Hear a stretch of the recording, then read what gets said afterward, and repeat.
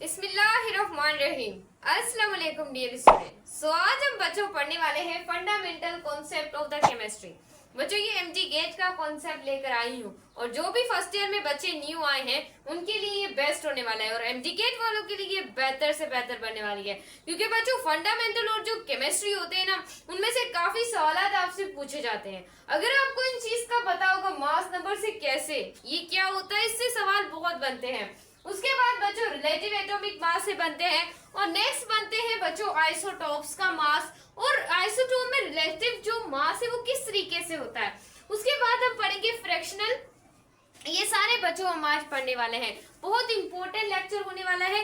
Concept का feel भी आप लोगों को आता रहेगा। तो जो जो स्टूडेंट चैनल पे आए हैं जल्दी जल्दी लाइक और सब्सक्राइब बटन पे लाजमी क्लिक कर दिया गया। तो लेट्स गेट मेरे बारे। तो यहाँ पर बच्चों हम सबसे पहले पढ़ेंगे मास नंबर के बारे में कि मास नंबर को कैसे डिनोट किया जाता है, ये मास नंबर होता क्या है। सही सिंप्लीफिकेशन करेंगे बच्चों हम इसकी। आपने यहाँ पर देखना है, सबसे पहले हम पढ़ेंगे कि किस तरीके से जो मास नंबर है उसको डिनोट किया जाता है और कॉन्सेप्ट क्या होता है, क्योंकि कॉन्सेप्ट को फील कीजिएगा। तो जो मास नंबर है उसको हम किससे शो करते हैं, आप बोलेंगे मैम ए से। Denotation and show off the mass number of the ए से हम मास नंबर को बच्चों क्या करते हैं, शो करते हैं। मोस्ट इंपोर्टेंट कॉन्सेप्ट ये कहा जाता है और ये है भी कौन, आपका मास नंबर। और मास नंबर हमेशा याद रखिएगा मेरे बच्चे, एलिमेंट्स का निकलता है। देखें अगर मैं यहाँ पर आपको बताना चाहूँ कि मास नंबर किसका निकलता है, तो मास नंबर निकलता है एलिमेंट्स का। कुछ जितने भी आपके पास एलिमेंट्स होते हैं आप उनका इजिली क्या कर सकते हैं, मास नंबर निकाल सकते हैं। क्लियर हो रहा है आप लोगों को। और मास जो एलिमेंट्स होते हैं वो होल नंबर में होंगे तभी हम क्या निकाल पाएंगे, इसका मास नंबर। वो बच्चों जितने भी होल नंबर से उसका आप क्या निकाल सकते हैं, मास नंबर निकाल सकते हैं। बेसिक कॉन्सेप्ट का बच्चों आप लोगों को पता होना चाहिए। तो ये बच्चों होता है आप लोगों का मास नंबर। कैसे आप कहते हैं बच्चों, डिनोट करते हैं ए से। और बच्चों ये एलिमेंट्स का निकल सकता है और बच्चों मास नंबर किसका निकलता है, आप बोलेंगे होल नंबर्स में। किसमें, होल नंबर्स में। अब बच्चों एक हमारे पास जो कॉन्सेप्ट आता है वो आता है रिलेटिव एटॉमिक मास। ये तो आपने 9th में भी पढ़ा है, लेकिन हम एमडी गेट के लिए जो चीजें आपको पता होनी चाहिए थी वो आप लोगों को बता दी है। तो बच्चों इसको सिंप्लीफाई आप न्यूक्लियन नंबर भी कहते हैं, इसको न्यूक्लियन नंबर भी कहते हैं मास नंबर को। ये कॉन्सेप्ट बच्चों आपने क्या करना है, याद रखना है। क्लियर हो रहा है, इतना तो सही है। अब रिलेटिव का मतलब होता है कंपैरिजन करवाना किसी भी चीज का। कोई भी दो चीजें हैं, उन दो चीजों को आपस में क्या करवाना, कंपैरिजन कराना। कंपैरिजन। अब बच्चों कंपैरिजन करवा के हम क्या निकालते हैं, एटॉमिक मास को निकालते हैं। आप किसी भी चीज का कंपैरिजन करेंगे तभी आपको क्या मिलेगा, उस एटम का मास मिलेगा। बहुत इंपॉर्टेंट कॉन्सेप्ट है, बातचीत बहुत इंपॉर्टेंट है इसके ऊपर करना। अब बच्चों देखें, अगर मैं आप लोगों को एक एग्जांपल देना चाहूँ तो देखें बच्चों, कार्बन सबको पता है भाई कार्बन का। अब कार्बन के 3 आइसोटॉप्स होते हैं। कितने आइसोटॉप होते हैं, 3 आइसोटॉप्स ऑफ कार्बन।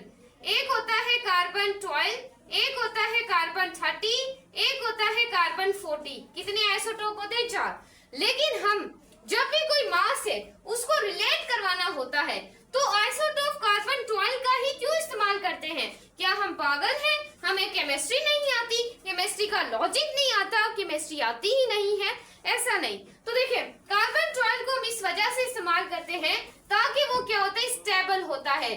स्टेबल होने की वजह से हम किसी भी एटॉमिक मास को रिलेट करने के लिए हम कार्बन आइसोटॉप 12 का क्या करते हैं, इस्तेमाल करते हैं, क्योंकि ये क्या होता है, अबंडेंट होता है। क्या होता है, अबंडेंट होता है। और बाकी जो आइसोटॉप्स होते हैं वो इतने अबंडेंट नहीं होते। आइसोटॉप्स इतने अबंडेंट नहीं होते, इस वजह से हम किसका इस्तेमाल करते हैं, कार्बन 12 आइसोटॉप्स का इस्तेमाल करते हैं। क्लियर है, इतना भी पता चल गया होगा कि आइसोटॉप्स जो कार्बन के। अब मैं आपको एक इम्पोर्टेंट कॉन्सेप्ट के बारे में बताना चाहूंगी।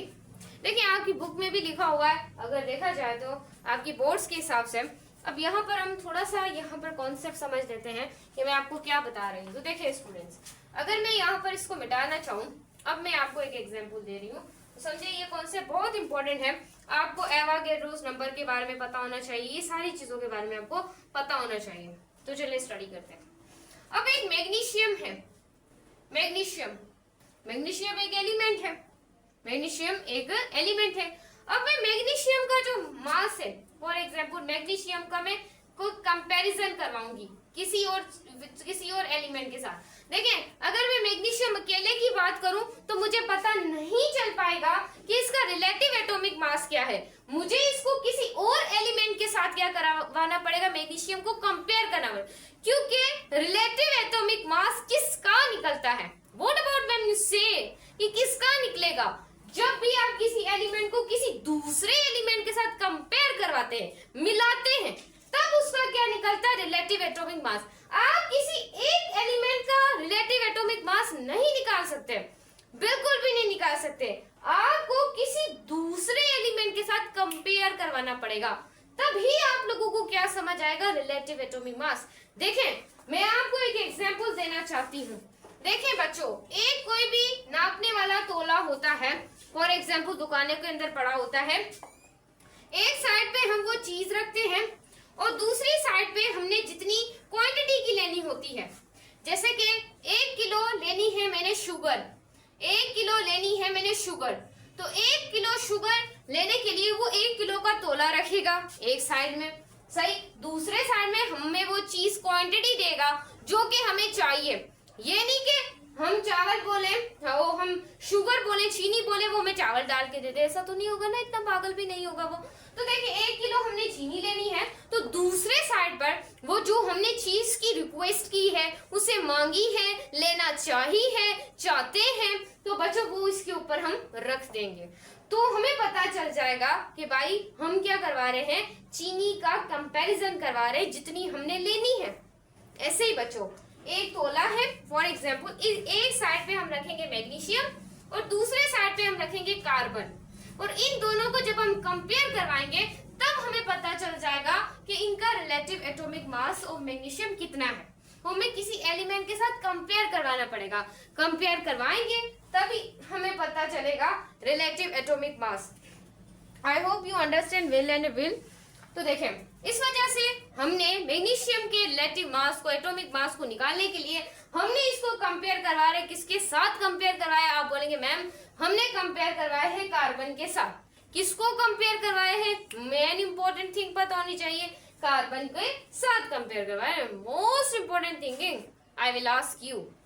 तो बच्चों देखें, अब मैं आपको सवाल भी आपसे पूछने वाली हूँ, तो आप उसका जवाब भी दीजिएगा। अब देखिए, मैग्नीशियम, अब कार्बन का तो हमें मास पता है कितना होता है, 12 ग्राम। अब जो आपका मैग्नीशियम है, हम कंपेयर कराया तो हमें पता चल गया कि जो मैग्नीशियम का जो मास होता है वो कार्बन का डबल होता है। जैसे कार्बन का है 12, तो मैग्नीशियम का कितना होगा, 24 ग्राम। कितना होगा, 24 ग्राम। तो हम कंपेयर करवा कर पता लगाते हैं कि what is the relative atomic mass. किसी भी दो एलिमेंट्स को कंपेयर करवाते हैं, फिर जो हमें किसी भी क्वांटिटी, किसी भी एलिमेंट का रिलेटिव एटॉमिक मास चाहिए होता है, तो हम उसे क्या करते हैं, कंपेयर करवाते हैं। तो चले, इतना आपको आई होप यू अंडरस्टैंड। तो स्टूडेंट्स, अब देखें, अब हमने किसको कंपैरिजन करवाया था, किसको कराया था, मैग्नीशियम को। तो हम यहाँ पर लिखते हैं कि भाई हमने तो कंपेयर करवाया है, किसको कंपेयर करवाया, मैग्नीशियम को कंपेयर करवाया। उसका हमें मास कितना मिला, 24 ग्राम। फॉर एग्जाम्पल, मैं आयरन को बोलती हूँ, यानी कि जो आयरन है उसको कंपेयर करा दूं। एक तोले पे मैंने रखा आयरन और दूसरे तोले पे मैंने रखा हुआ है, क्या रखा है मैम, दूसरे तोले पे मैंने रखी हुई है कार्बन। अब मुझे कैसे पता चलेगा कि आयरन का क्या रिलेटिव एटॉमिक मास होगा। एग्जाम्पल दे रही हूँ, तो आप क्या करवाएंगे, किसी और एलिमेंट के साथ कंपेयर करवाएंगे। फिर जब आप किसी दूसरे एलिमेंट के साथ मेरे बच्चे इसको कंपेयर करवाएंगे तो मैम व्हाट क्या होगा। तो बच्चों यहाँ पर याद रखिएगा, हमें मिल जाएगा आयरन का relative atomic mass. Relative atomic mass निकालने के लिए मैं बार बार बताती हूँ, आपने उस एलिमेंट को कंपेयर करवाना होता है, फिर आपको मास पता चलता है। तो इस तरीके से बच्चों हमें इसका मास पता चल जाएगा, 108 ग्राम। क्लियर हुआ, यानी कि ये 12 ग्राम से क्या है, ट्वाइस, बहुत ज्यादा, ट्रिपल जितने भी ये बहुत ज्यादा है। उसके बाद अगर मैं बच्चों हाइड्रोजन का लूं, इसको तो सब जानते हैं मैम, हम इसको जानते हैं किसी और एलिमेंट को जाने ना जाने, हाइड्रोजन को हम लाजमी जानते हैं, क्योंकि हम तो ये बचपन से पढ़ रहे हैं। मैम बचपन से क्या पढ़ रहे हैं, इसके बारे में ही पढ़ रहे हैं आप। 9th में पढ़ा, मैट्रिक में पढ़ा, फर्स्ट ईयर इंटर, अब आप एमडी में पढ़ रहे हैं इसे। हाइड्रोजन का जो एटॉमिक मास होता है वो होता है 1। क्या बोलेंगे? 1। मैम एब्सोल्युटली आप सच सच बताएं कितना होता है? 1 होता है। अब अगर मैं कार्बन के साथ हाइड्रोजन को करवाती हूँ कंपेयर, देखिए मेरे बच्चे, कार्बन को करवाती हूँ हाइड्रोजन के साथ कंपेयर, तो कंपैरिजन करवाने से मुझे पता चल जाएगा कि what about the relative atomic mass of the hydrogen. तो मुझे कार्बन के साथ कंपेयर करवाया तो मुझे पता चला कि जो हाइड्रोजन है वो 12 गुना कम है कार्बन से। पता चला कि हाइड्रोजन जो है वो 12 गुना कम है। किससे कम है? कार्बन से कम है। यानी कि ये क्या है? 1/12 है। किसका? कार्बन का। कौन? हाइड्रोजन। कौन? हाइड्रोजन। 1/12 है कार्बन का। कौन? मैम हाइड्रोजन बोला है मेरे बच्चे। मैंने क्या बोला है? हाइड्रोजन बोला है। इतना क्लियर हुआ आपको? सिंप्लीफिकेशंस है। और इस तरीके से बच्चों हमें पता चल जाएगा कि इसका जो हमारे पास मास होगा वो कितना होगा? 10.10 ग्राम फॉर एग्जाम्पल। क्योंकि बच्चों ये 1/12 है। इसका क्या है मेरे बच्चे? ये इसका क्या है? 1/12 है। तो ये बच्चों आप लोगों को क्या करवाना पड़ेगा? क्लियर करवाना पड़ेगा। तो स्टूडेंट्स यहाँ पर आप यहाँ पर आप लोगों ने देखना है कि हम यहाँ पर थे, सही, कि 1/12 होता है कार्बन में से जो हाइड्रोजन है, सही। ये हमने पढ़ लिया है और क्लियर भी कर लिया है। सो ये हमारे पास क्या होता है? Relative atomic mass. और इसका यूनिट भी आप देख सकते हैं। यूनिट जो होता है वो होता है AMU, एटॉमिक मास। इसका क्या होता है? यूनिट होता है रिलेटिव एटॉमिक मास का। और बच्चों आपने याद रखना है कि आपके कोई भी पार्टिकल होता है उसके अंदर 10⁻23 क्या होते हैं? कोई भी मतलब क्या होता है उसके अंदर एवोगैड्रो नंबर की जो क्वांटिटी होती है, मतलब जितने भी नंबर ऑफ मोल्स हो उसके अंदर 6.02 10⁻⁴ कितनी होती है? 23। ये एवोगैड्रो नंबर होता है। ये मैंने आपको सिखाया था, प्रीवियसली वीडियोस बनी हुई हैं, आप जाकर वॉच कर सकते हैं FSC के अकॉर्डिंग, यानी कि अपने कोर्स के अकॉर्डिंग सिंटेक्स बुक बोर्ड या पंजाब से KPK के सारे देख सकते हैं। तो बच्चों यहाँ पर देखें, अब हम पढ़ने वाले हैं फ्रैक्शनल एंड फ्रैक्शनल। फ्रैक्शनल पढ़ेंगे कि फ्रैक्शनल क्या होता है। उसके बाद बच्चों हम पढ़ेंगे बहुत इंपॉर्टेंट कॉन्सेप्ट पढ़ेंगे, सही। तो चले देखते हैं इसको। तो स्टूडेंट्स यहाँ पर आपने देखना है, फ्रैक्शनल पढ़ेंगे और हम पढ़ेंगे एवरेज एटॉमिक मास। क्या पढ़ेंगे? Average atomic mass. बच्चों ये वाली चीज हम पढ़ने वाले हैं। तो बच्चों अब जो एवरेज एटॉमिक मास या फ्रैक्शनल जो अब एटॉमिक मास है उसको हम कैसे फाइंड कर सकते हैं? ये होता क्या है? देखिए बच्चों, आप इन दोनों को मालूम करने के लिए आपको सबसे पहले उस एलिमेंट का आइसोटोप्स के मास का पता होगा। वो जो एलिमेंट है उसके आपको आइसोटोप्स के मास का पता होगा और रिलेटिव एटॉमिक मास पता होगा ऑफ आइसोटोप्स का। तभी बच्चों आप बता पाएंगे फ्रैक्शनल एटॉमिक मास या एवरेज एटॉमिक मास को बता पाएंगे। क्लियर है कैसे? तो बच्चों यहाँ पर हम लेंगे एग्जाम्पल। क्या लेंगे? एग्जाम्पल। जैसे कि हम यहाँ पर लेते हैं नियोन। अब नियोन की अगर बात करें, यहाँ पर भी नियोन और यहाँ पर भी नियोन। नियोन के कितने आइसोटोप होते हैं? 3 आइसोटोप होते हैं। कितने होते हैं? 3। 10, 20, 10, 21 एंड 10, 20, 22। क्लियर हुआ मेरे बच्चे? तो यहाँ पर आप देख सकते हैं। अब ये जो आप लोगों का नियोन है, इसके ऊपर जो यहाँ पर क्वांटिटी लिखी हुई है इसको आप कहते हैं आइसोटोप्स मास। ये जो ऊपर जितने भी आप लोगों के पास नंबर्स लिखे हुए हैं, ये आपके ये जितने भी नंबर्स लिखे हुए हैं ये आपके क्या है? आइसोटोप का मास है। ये भी क्या है? ये भी आइसोटोप का क्या है? मास है। ये सारे आइसोटोप के मास है। सो मैम आप हमें बताएं कि रिलेटिव एटॉमिक मास क्या होगा। तो बच्चों जब आप नियोन का एटॉमिक मास देखते हैं, अगर वो होता है रिलेटिव एटॉमिक 19.92% होता है, और अगर नियोन का मास हम देखें तो होता है 0.256% होता है। ये क्या है? Relative atomic mass. उसके बाद नियोन हम थर्ड का अगर मास देखना चाहें वो हमारे पास होता है 8.86% होता है, सही। अब हम किस तरीके से इनमें से निकालेंगे? हमें मिल गया है कि हमारे पास आइसोटोप्स का मास क्या होता है और रिलेटिव एटॉमिक मास क्या होता है, ये हमें पता चल गया है। अब हम कैसे मालूम करेंगे फ्रैक्शनल एटॉमिक मास को? What about the fractional atomic mass और एवरेज एटॉमिक मास को कैसे फाइंड करेंगे? तो बच्चों हमने करना क्या है, आपने आइसोटोप्स का जो मास है उसको मल्टीप्लाई करना है किसके साथ, relative atomic mass. Relative atomic mass कितना है 19.92, फिर इसको मल्टीप्लाई करना है। यहाँ से सेकेंड आइसोटोप का देखना है, आइसोटोप्स का मास कितना है 21, इसका रिलेटिव एटॉमिक मास कितना है 10, फिर मल्टीप्लाई करना है। क्लियर है मेरे बच्चे। यहाँ पर देखें, यहाँ पर आपके पास ये आइसोटोप्स का मास है और यहाँ पर उसका क्या होगा, रिलेटिव एटॉमिक मास कितना है 88.86। सही। अब आपने इसको डिवाइड करवा देना है 100 से। जब आप 100 से डिवाइड करवाएंगे तो आपको इजीली पता चल जाएगा कि इसका मास कितना होता है, 20.80% होगा। ये बच्चों इसका क्या है, फ्रैक्शनल या जो एवरेज एटॉमिक मास। अब बच्चों सेकंड एग्जांपल से थोड़ा और आपको कॉन्सेप्ट क्लियर हो जाएगा। ये क्लोरीन है, क्लोरीन के दो आइसोटोप्स होते हैं। क्लियर है, एक 37 एंड देन हमारे पास 37 ही होता है ना। तो देखें यहाँ पर एक होता है हमारे पास 35 और एक होता है हमारे पास 37। क्लियर है। और ये 17 और 70। सही। ये इसका क्या है, मोलर मास है। किसका मोलर मास है, क्लोरीन का। ये ऊपर जो लिखे हुए हैं ये आपके क्या है, आइसोटोप्स का मास है। ये भी इसके आइसोटोप का मास और ये भी इसके आइसोटोप का क्या है, मास है। इतना क्लियर है। क्लियर हुआ। तो इसका जो बच्चों आपके पास रिलेटिव एटॉमिक मास होगा वो होगा 75.5%। कितना, 75.5%। इसका होगा 24.47 क्या होगा, परसेंट होगा।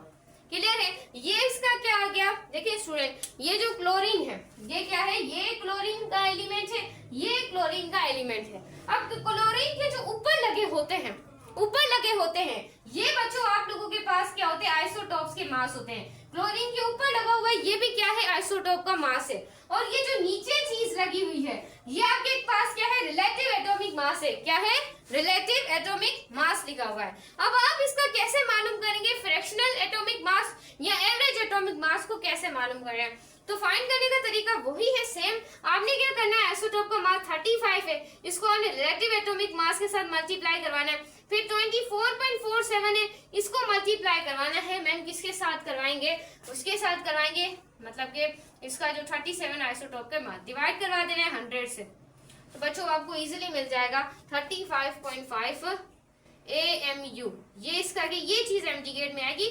बच्चों जैसी डेफिनेशन है तो आपसे पूछी नहीं जाएंगी कि चलो बच्चों ये बताओ, चलो बच्चों ये खाते हैं, पीते हैं, हंसते हैं, खेलते हैं, ये तो नहीं पूछी जाएंगी।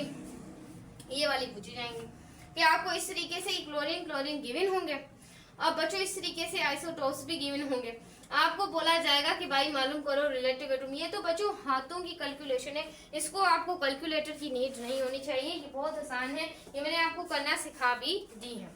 अब बच्चों आप लोगों को कुछ बच्चों एम्पेरिकल केमिकल फॉर्मूले के बारे में पता होना चाहिए, जो कि आपने 9th में भी इसको पढ़ा होगा। नहीं पढ़ा तो यहाँ पर देख लें। अब बच्चों याद रखिएगा, आपके पास जो केमिकल फॉर्मूला होते हैं इंपॉर्टेंट, वो दो तरह के होते हैं।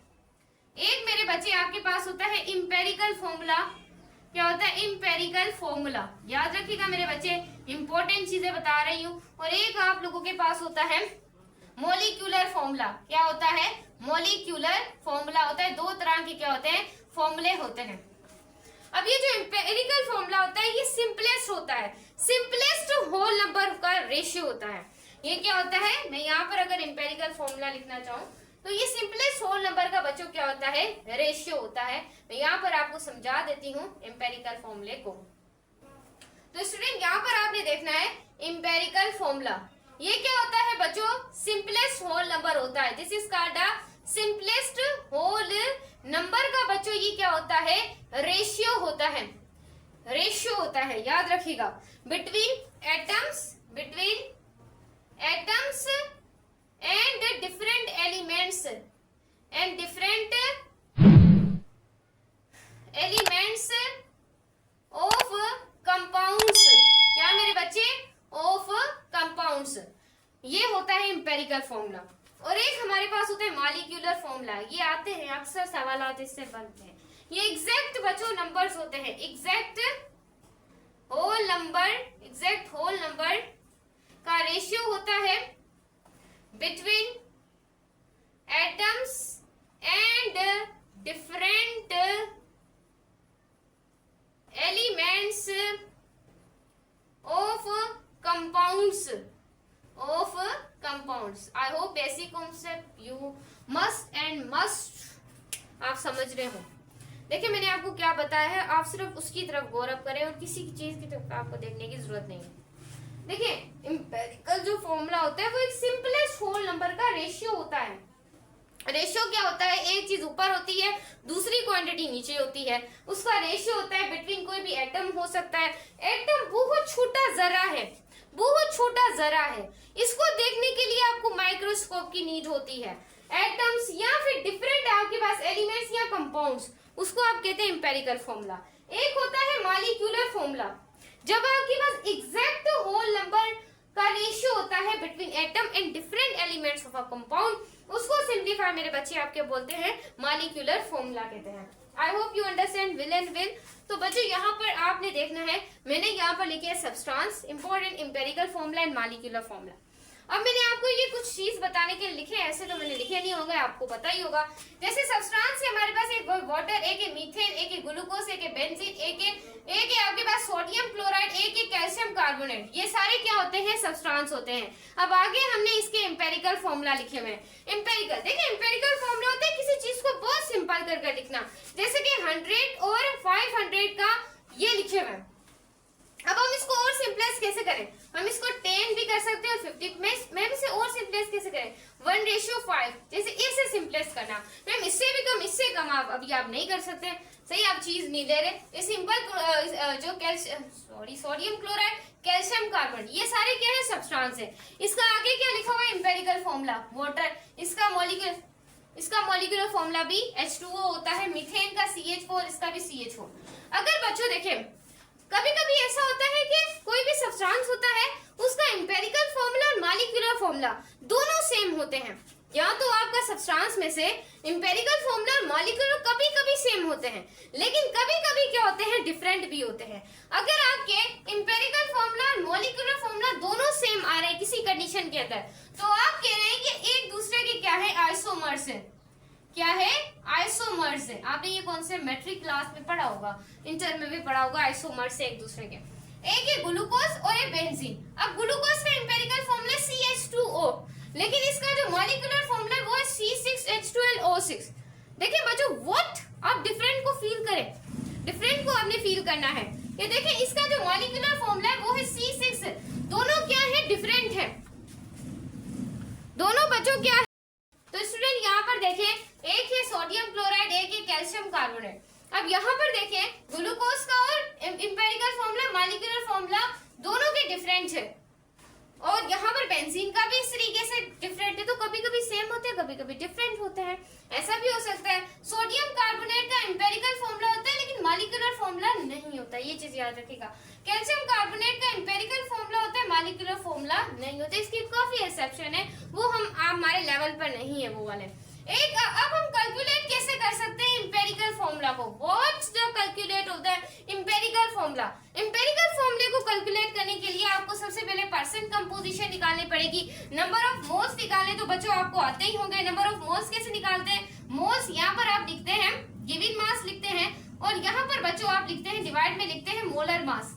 क्या लिखते हैं, मोलर मास लिखते हैं। Given mass upon molar mass, ये नंबर ऑफ मोल्स होते हैं। और एटॉमिक मास तो बच्चों आपको निकालना आता है, ये जैसे कोई है C6H12O6, क्लियर है। अब कार्बन के 12 होते हैं, 16 से करेंगे कितने हो जाएंगे, 72, प्लस ये 12 और प्लस इसकी कितने होते हैं, 16 होते हैं। और 16 को बच्चों 16 6 बार है, इसको आप सोल्व करेंगे तो आई थिंक आपके पास आ जाएगा 96। बिल्कुल सही लिख रहे हैं, 96 ही आएगा ना। तो 96 आ गए। इसे टोटल करेंगे तो 180 ग्राम। तो बच्चों इस तरीके से आप किसी भी बड़े बड़े बड़े बड़े क्या क्या निकाल सकते हैं, एटॉमिक मास निकाल सकते हैं, क्लियर है, बहुत आसान है। उसके बाद बच्चों आपने फॉर्मूला ये सारा आपको बता दिया कैसे निकालते हैं। अब ये कि कंपोजिशन कैसे निकालेंगे, इसकी कंपोजिशन कैसे निकालेंगे। अब कंपोजिशन निकालना तो बहुत और भी आसान हो जाता है, तो चलिए यहाँ पर देख लेते हैं इसकी कंपोजिशन कैसे निकालेंगे। तो देखें, अब हमने निकाला था C6H12O6 का, क्या निकाला था, अभी अभी हमने इसका एटॉमिक मास निकाला था, कितना था, 180 ग्राम था। अब इसकी परसेंट कैसे, कंपोजिशन परसेंट कैसे निकालेंगे, तो ये अलग अलग एलिमेंट्स की करके निकालेंगे। ये जो अलग अलग एलिमेंट्स है इसकी हमने क्या निकालनी है, परसेंटेज कंपोजिशन निकालनी है। तो यहाँ पर C6H12O6, सबसे पहले हम निकालेंगे कार्बन की परसेंटेज। तो कार्बन का कितना हमारे पास मास है, अभी हमने 6 को 12 को जब 6 से मल्टीप्लाई करेंगे कितना हो जाएगा, 72 ग्राम हो जाएगा। कितना, 72 ग्राम हो जाएगा। अब ये जो 72 ग्राम है इसको आपने रखना है नोमिनेटर के अंदर। नोमिनेटर का मतलब होता है कोई चीज ऊपर होती है और डिनोमिनेटर का मतलब है कोई चीज नीचे है। अब देखें 76 इसका अलग से लिखा है, टोटल नहीं लिखा। जब अब हम क्या लिखेंगे, इस पूरा जो ग्लूकोज का मॉलिक्यूल है इसका मास हम क्या निकलेंगे, इससे नीचे लिखेंगे 180 और मल्टीप्लाई कर देंगे 100 से, आपको पता चल जाएगी कि कार्बन की परसेंट कंपोजिशन क्या होती है। अब ऐसे ही हाइड्रोजन है, हाइड्रोजन की कैसे, हाइड्रोजन का हमने 12 को मल्टीप्लाई किया 1 से, एक ही होता है, तो ये 12/180 करेंगे, इसको मल्टीप्लाई कर दें 100, ये परसेंट एंड कंपोजिशन आ जाएगी आपके हाइड्रोजन की। अब ऑक्सीजन की कैसे, ऑक्सीजन में भी क्या करेंगे, ऑक्सीजन का हमने कितना निकाला 92, जब आप 16 को 6 से करेंगे तो 92 आएगा बिल्कुल, तो 92 ऊपर लिखा। अब ये जो पूरी क्वांटिटी है ग्लूकोज का मास निकाला है इसे हम नीचे लिख देंगे 180 और मल्टीप्लाई कर देंगे 100 के साथ। ये हमारे पास क्या आ जाएगी, परसेंटेज कंपोजिशन आ जाएगी ग्लूकोज की। तो इस तरीके से आपने परसेंट कंपोजिशन निकालनी है। यहाँ पर आपने given mass upon molar mass करके लिखना है। अगर 92 ग्राम है, इतने सोल्यूशन के अंदर दिए हमें, कोई इतनी क्वांटिटी है सोल्यूट की वो किसी सोल्यूशन के अंदर दी हुई है, तो बच्चों आप ऐसे उसका गिवन मास निकालेंगे। फिर 92 ग्राम मिला हुआ है, उसका मोलर मास किसी भी क्वांटिटी का है, तो आप ऐसे निकालेंगे C6H12O6। उसके आपको थोड़े थोड़े कार्बन हाइड्रोजन के मासेस याद होने चाहिए। तो उसके बाद आपके नंबर ऑफ मोल्स मिल जाएंगे। तो उसके बाद एटॉमिक मास निकालना सिखाई दिया। उसके बाद आपका है फॉर्मूला, ये इस वे से आपने कर लेना है। तो आपको सिंप्लीफाई पता चल जाएगी कि इंपेरिकल फॉर्मूला को ये सारे तरीके से कंबशन प्रोसेस भी होता है, लेकिन वो आपके लेवल का नहीं है, तो इस वजह से हमने यहाँ पर इसको डिस्कस भी नहीं किया। तो लाइक, सब्सक्राइब और शेयर कीजिएगा। नेक्स्ट वीडियो में मिलेंगे।